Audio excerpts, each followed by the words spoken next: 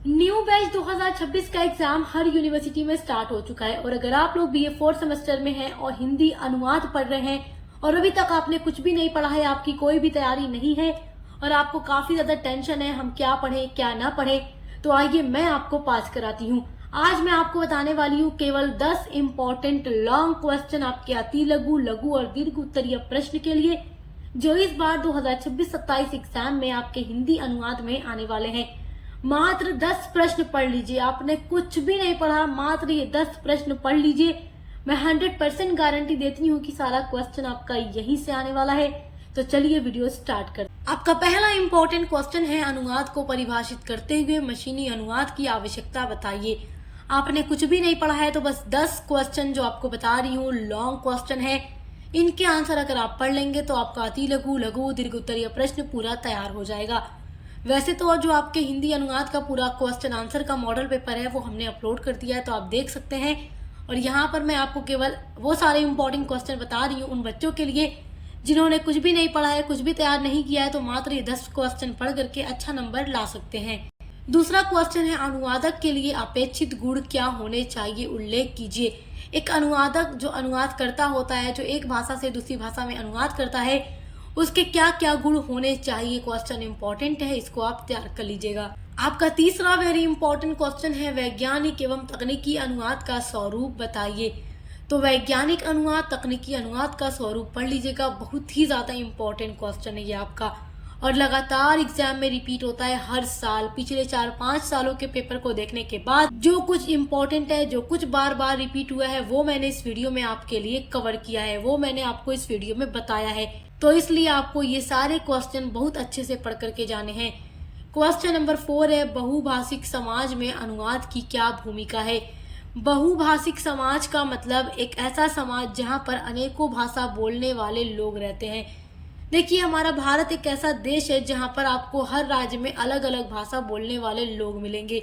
हर राज्य की अपनी अलग अलग भाषा है, जबकि आप अदर कंट्रीज को देखेंगे तो वहाँ एक ही लैंग्वेज होती है जहाँ जो पूरे देश के लोग बोलते हैं। जैसे आप इंग्लैंड चले जाइए, आपको वहाँ केवल इंग्लिश बोलने वाले लोग मिलेंगे। आप फ्रेंच चले जाए, फ्रेंच बोलने वाले, इस तरीके से।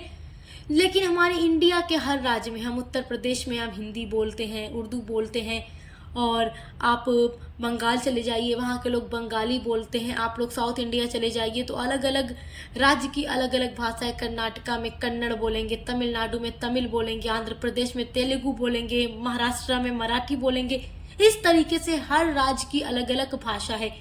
तो भारत जैसे देश में अनुवाद का बहुत बड़ा महत्व है।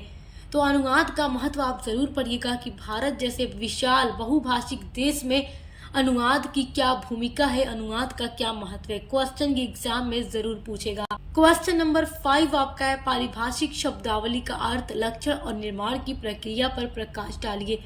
पारिभाषिक शब्दावली तो आप लोगों ने बीए सेकेंड सेमेस्टर कार्यालय हिंदी और कंप्यूटर में भी पढ़ी होगी। पारिभाषिक शब्दावली का मतलब ऐसी शब्दावली, ऐसे शब्द जो एक विशिष्ट जगह पर ही प्रयोग किए जाते हैं। जैसे आप हिंदी अगर पढ़ रहे हैं तो हिंदी अनुवाद के कुछ ऐसे शब्द हैं जो केवल यहीं पर यूज होंगे।